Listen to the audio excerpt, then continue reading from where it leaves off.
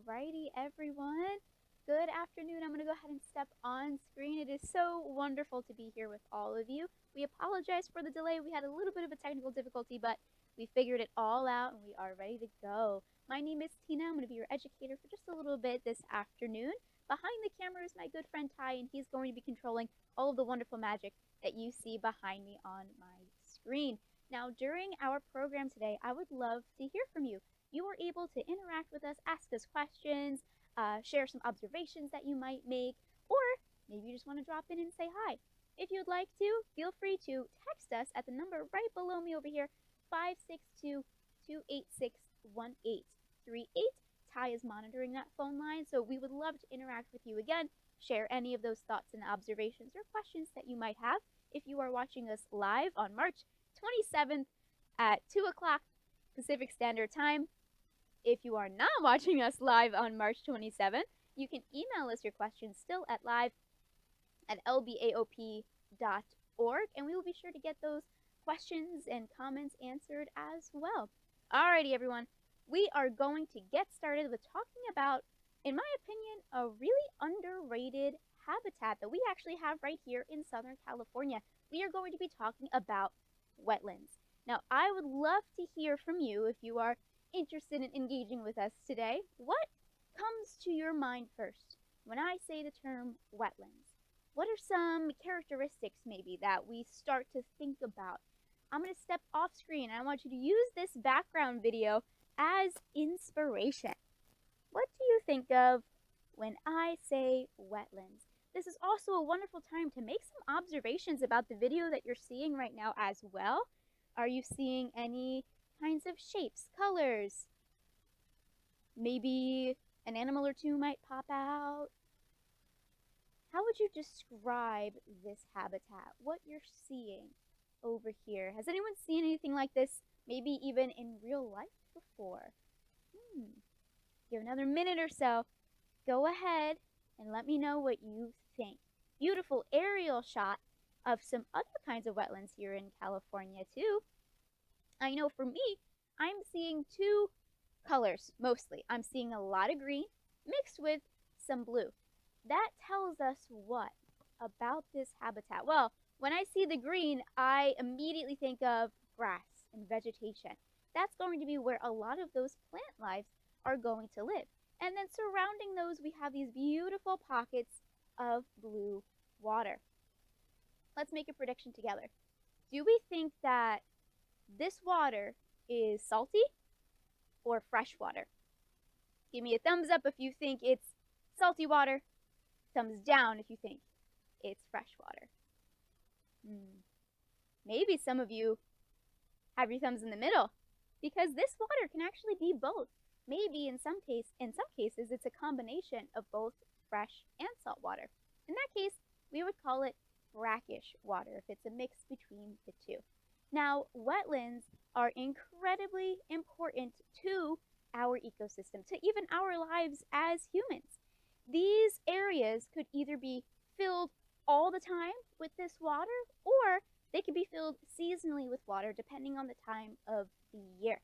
Now, let's think about where our wetlands might be located. I had asked just earlier, has anyone ever seen a wetland in real life before? There are multiple different types of wetlands. It can be something that looks just like this. It could be a marshland or even some swamplands too. I'm from the East Coast, and I actually live right across from a swampland. So I like to say that I come from the wetlands as well. They're really, really important to my childhood. I had the opportunity to see all different kinds of animals that love to live and thrive within our wetlands. But we will find our wetlands in lower regions. And by that, I mean there are a lot of mountains in California. Below those mountains are where we're going to find our wetlands. I want you to think of wetlands being like the base of a funnel. We're going to go over to my document camera really, really quick, and I'm going to show you a little picture that I drew. Oh no. Unfortunately, we're having some more technical difficulties, but that's okay. I'm going to show you on here, so I can't connect to my camera right now, but that is a-okay. Hopefully we can see it here. a little bit, my poorly drawn mountain with some poorly drawn rain coming down the side of the mountain. Here in California, when it rains, water's got to go somewhere, right? So it's going to travel all the way down the mountain and then end up in areas just like what you see behind me over here in our wetlands. So think of all of that water going into a funnel from different areas, but falling into a common area. We can also call this a watershed. Now again, these areas are incredibly important to us because all of that vegetation is actually able to help us breathe in clean air.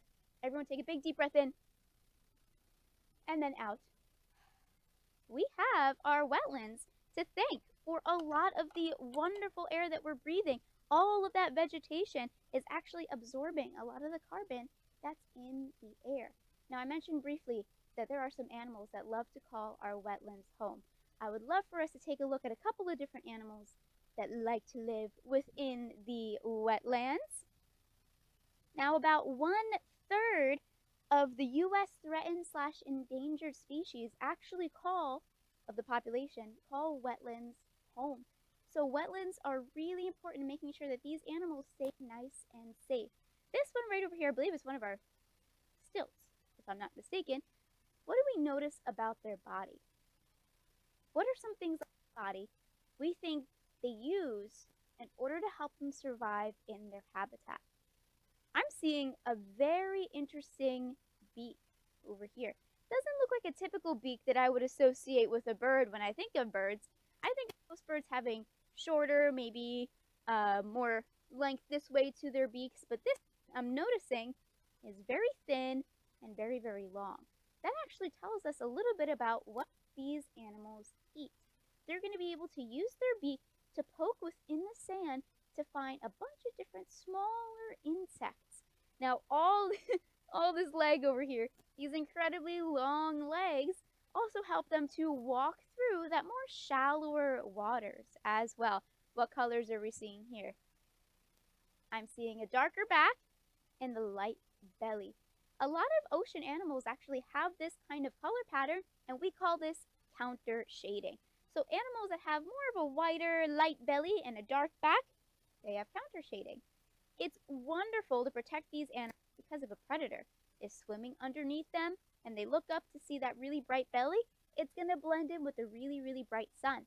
But if they look down, they're going to see the darker water, and that darker back color is going to blend in as well. So that's another adaptation, something they have on their body to help survive within their habitat. Let's see if we can find another animal that lives within our wetlands.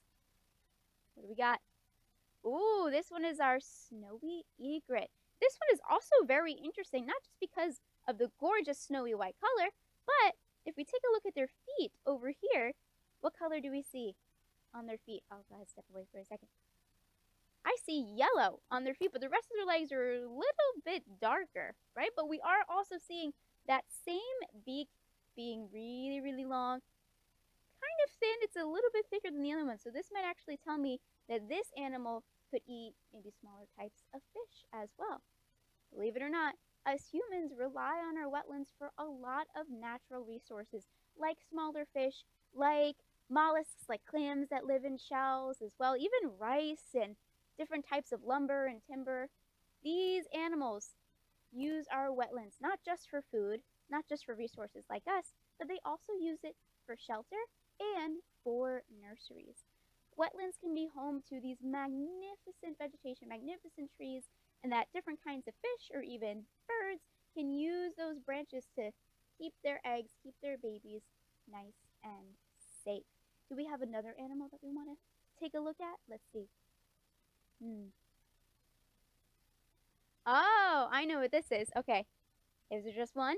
Yes, this one is a flatfish. I'm going to go ahead and let you try to find it on the screen. It's doing a very, very good job of blending in, of camouflaging. If you look more towards the middle of the picture, you'll see two eyeballs here and here. Our flatfish, when they are babies, they have eyes on either side of their body, but as they age, one eye gradually starts to move around their body and sits right next to the other one on only one side of their body. This is so they are able to see their environment while still being flat along the sand, which is how they get their name, of course, flatfish. There are much of different kinds of species of fish that also call this wonderful area home. Just like these ones over here as well, we're noticing a similar color pattern as well with these animals. I want to hear what you see. What colors of fish are we seeing? What size, what shapes are we seeing? Let me know. I see a lot of fish that are more silver in color. I'm not seeing a lot of really bright, vibrant colors, but I'm also not seeing a lot of darker browns and black colors. I think these fish are doing a wonderful job of blending into the sand. Now, our wetlands are very similar to rainforests, to coral reefs, because they are really, really diverse, almost like a huge grocery store filled with different species of animal. But all of them do a really good job of using this environment to their advantage. They're hiding within the grass. They're using the rocks as protection as well, but also blending in, using their coloration as well. I mentioned briefly that humans also need our wetlands. About 300 million people live really close to wetlands, and they need their wetlands in order to survive. We are all a part of one big food chain. I would have loved to have drawn you a food chain, but unfortunately, my camera is not working right now. But as hard as it is to think, even the smallest of animal, losing that in our food chain makes all the difference. Our birds are able to travel different places and spread seeds all over the ground to create more vegetation that then we humans need to breathe cleaner air. This is a wonderful video of some birds migrating. Our wetlands are home to several different migratory species of bird as well. Even a couple of mammals just like us, like our beavers, like to call our wetlands home as well.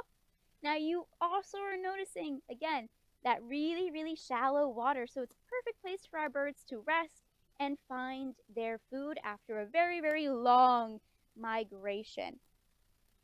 This ecosystem provides, again, us with a lot of natural resources like our berries and foods. And it also, again, helps stores a lot of the carbon that is in our air. So we all know that when we breathe out carbon, but we need to inhale our oxygen. Our plants are able to help produce that oxygen for us, but also take out that carbon that is within the air. Now, I did have another whiteboard that I was going to show you about some questions that we want to be able to answer with our last couple minutes. And of course, it's a little bit hard to see. So I'm just going to go ahead and read them from here. Overall, is a wetland an aquatic environment that can be both fresh and salt water, or it could be a mix of both, which we called brackish water. It is home to a variety of different species of animals. Over 1/3 of the endangered species of animal live within wetlands, or at least need wetlands in order to survive. My next question was, what do? They again take that carbon out of air. They provide habitats for all of those wonderful animals by giving them shelter, giving them nurseries, but also providing them with food as well, and giving us those natural resources of those foods like berries, timber, wood, even rice. A lot of our rice is grown within fields that look very similar to this. My next question was, why are they so important? They help us fight climate change, and they also protect us from a lot of natural disasters as well. So when you're on the beach and you're looking at those massive mountains of sand called sand dunes, they act in a very, very similar way. Very similar to coral reefs as well. They're almost like barriers to help protect us from any kind of storm surge.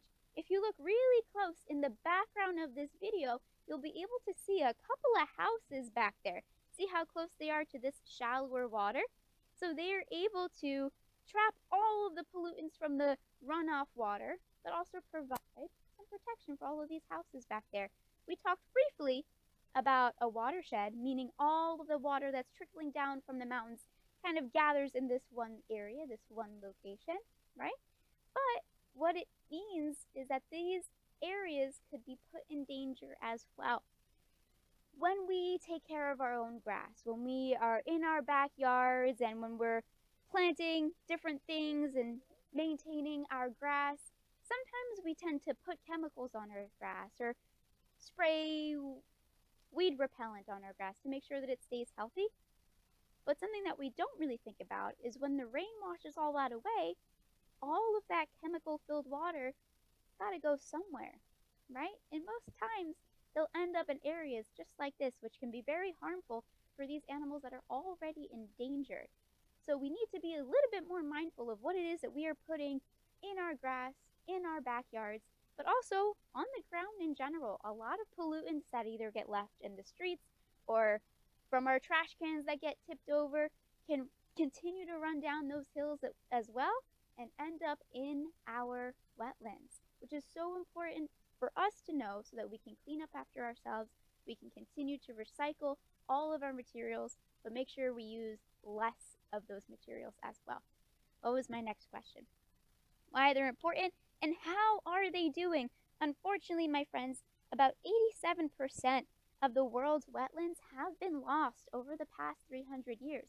Now, again, keep in mind that it's a really wonderful, important home for all of these magnificent creatures that even we rely on as well. And that's why it is so important to take care of them. I do have another fun fact about wetlands. Let me make sure that I get my information correct. The largest wetland is located in Bolivia, and it is 17 million acres long or wide. So if I were to think of my house sits on about 1 acre of land. If I had 17 million of my houses, that would be the size of a wetland, which is incredible to even think about. Let me see if I have any other interesting information about our wetlands. You know, there is one more animal that we didn't look at just yet. I would love for us to look at one of our ruddy ducks, perhaps. They're one of my favorite. They're one of my favorite animals. I just love ducks in general. But notice how their beak is a little bit different, I should say a lot different, than the other birds that we looked at too. So that means that they must be eating something different. These ruddy ducks are going to be eating things like worms, maybe even some smaller fish as well. They have webbed feet to help them swim around within the water in that shallower water. And we might be seeing some very similar coloration. Remember what we talked about with their backs being a little bit darker and their bellies being a little bit lighter? They're counter shading to help protect them within this environment. I know this was a shorter lesson today, my friends, but I hope you enjoyed learning a little bit about our wetlands. We actually have some wetlands here in California, actually almost right behind our aquarium as well, that you can visit. I believe we have a picture we might be able to pull up of one of the wetlands that we have right next door from us. Might not be as impressive because I know it's behind a little bit of a gate. But you could do your part by making sure our wetlands stay nice and clean by going out to these areas, by cleaning up the trash that you see. Even when you go to the beach, it's so important to clean up after yourself, but maybe even help some others out by picking up any trash that you do see. This is our Golden Shore Marine Reserve. So again, this is actually right behind the aquarium, and we're seeing that there's not a lot of water in here right now, but at the beginning of our lesson, I mentioned that sometimes they can be filled with water seasonally. So depending on the time of the year, they may or may not be more full or less full. We tend to get a lot of those migratory birds to visit this area. I've seen a couple of stingrays actually frequent this area too, which is very, very exciting. There's also another one located in Long Beach called Colorado Lagoon. I've actually had the chance to go to Colorado Lagoon and have a mini beach day as well with one of my coworkers. We were able to clean up the area a little bit and even discover some new species of animals to us, which was very, very exciting too. I'm not too sure what species of birds these are, but it looks like they are in some protected areas. A lot of organizations are working hard to protect our animals by creating boundaries that separate our animals from our humans. We have more of an impact than we think, my friends, and it's really important that we share our message and make sure we do our part to help keep our environment nice and healthy. This is Colorado Lagoon, my friends. I know it doesn't look like much, but I promise It is very, very fun to go to. It's very interesting to learn about.